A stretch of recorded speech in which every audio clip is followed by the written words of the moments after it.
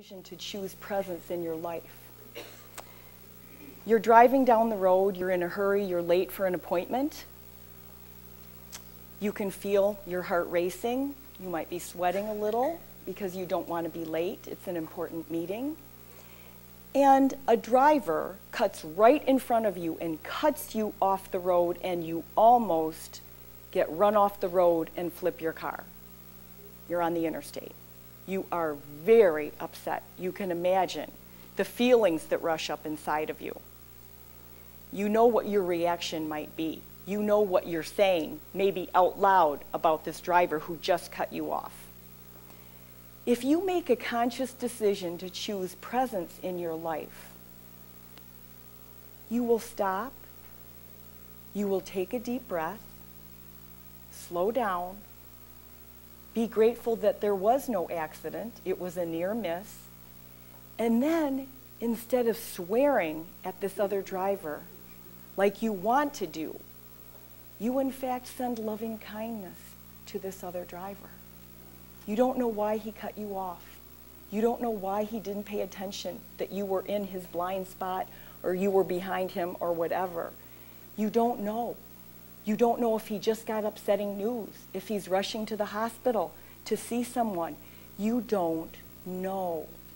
So if you could send the driver loving kindness, if you could choose presence in a relationship with a stranger who you probably will never meet, then you're making a conscious decision to choose presence, to slow yourself down, and to have compassion for someone else who could have hurt you. This is an example of choosing presence in your life. I would just like to suggest that if you think about starting a meditation practice, if you don't already have one, start slowly. My practice does not have to be yours. Everybody has their own way of practicing. It has to resonate with your soul. Even if you just get up in the morning, you make your cup of coffee or tea, and you sit silently for 5 minutes in the silence. No TV, no radio. Maybe you're just looking out the window at nature. That may be your practice. And if so, that's enough. You may already be doing that, but not calling it a practice. But it is. It's a ritual, it's a habit that you've created and sustained. Be aware of your body and its sensations, because your body definitely is talking to you. Embrace what is in the moment. Learn to detach from the outcome. That is something I had to learn today. When I showed up today, I didn't know how it was going to go. I could have actually been, how many people are going to show up? Are they going to like my talk? Is it going to go well? Am I going to forget something? Which I did, but because we got here an hour early, Jim went home and got the 2 things I forgot. So how wonderful. So I had to detach from the outcome. It doesn't matter. It doesn't matter how this talk compares to anybody else this summer. It doesn't really matter. I set my intention. I did what I put my energy into, and I feel good. I feel very blessed.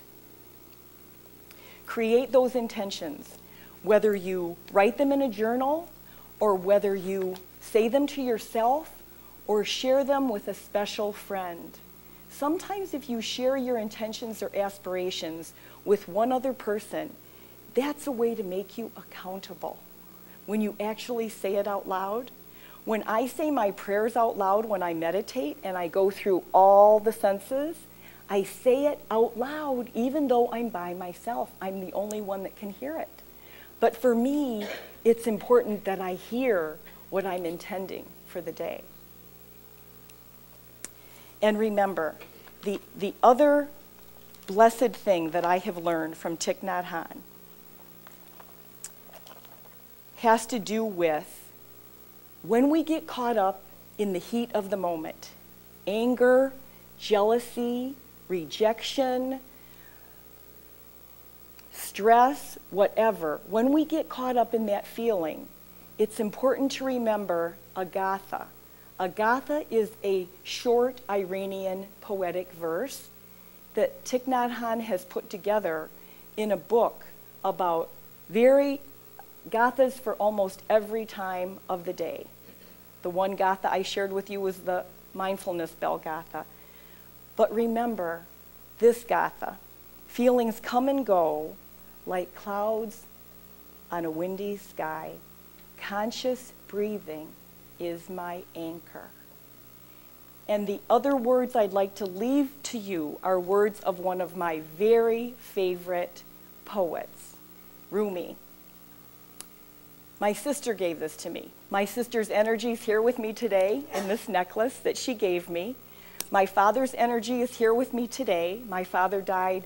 It's coming on 14 years, in fact, this September. This was his college ring. This is the same college I graduated from. So I was given his ring by my stepmother, and I had it sized for my finger. So my father's energy is in the stone in this ring. My sister's energy is here in this necklace. And Rumi's energy is here in this poem, which is, let your heart be silently drawn by the pull of what you really love. And that is my intention for you today. And now we will continue with hymn number 298, Wake Now My Senses. We will sing verses 1, 3, and 4. Actually, no, are you going to do offering? Oh, excuse me, I'm out of order. Thank you, Ruth. Okay.